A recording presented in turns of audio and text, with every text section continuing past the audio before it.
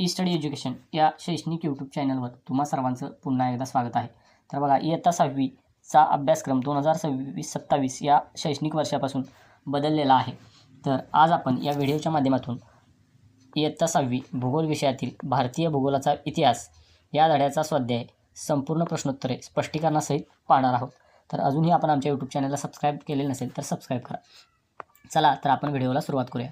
तर बघा, पहिला प्रश्न आहे स्वाध्यायामधील, खालील संकल्पना चित्र पूर्ण करा. तर बघा, प्रश्न आहे प्राचीन द्वीप आणि त्याच्या समोर रिकाम्या चौकटी दिल्या आहेत आणि त्याच्यामध्ये आपल्याला चित्र पूर्ण करायचं आहे. तर त्या रिकाम्या चौकटींमध्ये जे प्राचीन द्वीप आहेत, जम्बूद्वीप, लक्षद्वीप, शाकद्वीप, कुशद्वीप, क्रौंचद्वीप, पुष्करद्वीप, शाल्मली द्वीप ही नावे टाकायची आहेत. द्वीपांची नावे टाकून ते संकल्पना चित्र पूर्ण करायचं आहे.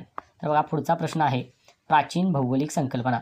आता प्राचीन भौगोलिक संकल्पनामध्ये इथे आपल्याला विश्व, भारतवर्ष आणि कालमापन या संकल्पना त्यांच्याकडून दिलेल्या आहेत. तर याच्यामध्ये आपण राहिलेल्या ज्या संकल्पना आहेत त्यामध्ये ग्रहण, त्याचबरोबर दिशा आणि पृथ्वी ही उत्तरं इथं लिहावायची आहेत.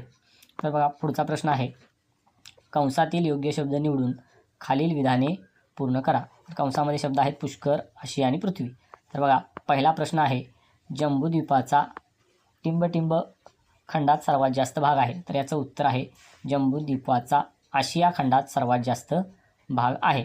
बघा, दुसरा प्रश्न आहे कमळ पुष्पांनी युक्त सरोवराचा भाग म्हणजे टिंबटिंब द्वीप होय. तर याचं बरोबर उत्तर आहे पुष्कर. तर बघा, कमळ पुष्पांनी युक्त सरोवराचा भाग म्हणजेच पुष्कर द्वीप होय. पुढचा प्रश्न आहे प्रश्न क्रमांक 3, चंद्रग्रहणात टिंबटिंबची छाया पृथ्वीवर पडते. तर याचं चंद्रग्रहणात पृथ्वीची छाया चंद्रावर पडते. तर बघा, पुढचा प्रश्न आहे प्रश्न क्रमांक ई, गटातील वेगळा घटक ओळखा. तर बघा, लक्षद्वीप, जम्बूद्वीप, कुशद्वीप, पुष्करद्वीप. तर गटातील वेगळा शब्द आहे लक्षद्वीप. दुसरा प्रश्न आहे चंद्र, तारे, नक्षत्र, चांद्रयान. यामध्ये वेगळा शब्द आहे चांद्रयान. तर बघा, पुढचा प्रश्न ई, ओळखा पाहू मी कोण. बघा, पहिला प्रश्न आहे जांभूळ वृक्ष विपुल असणारा भूभाग. तर तो भूभाग आहे जम्बूद्वीप. बघा, दुसरा प्रश्न आहे मोठा पाणपक्षी किंवा क्रौंच पर्वताचा भूभाग. तर याचं बरोबर उत्तर आहे क्रौंच द्वीप. बघा, तिसरा प्रश्न आहे कुश गवताचा भूभाग. तर याचं बरोबर उत्तर आहे कुश द्वीप. पुढचा चौथा प्रश्न आहे पाण्याने पूर्णपणे वेढलेला भूभाग. याचं उत्तर आहे द्वीप. तर चला पुढचा प्रश्न पाहूया. बघा, प्रश्न ऊ, टिपा लिहा.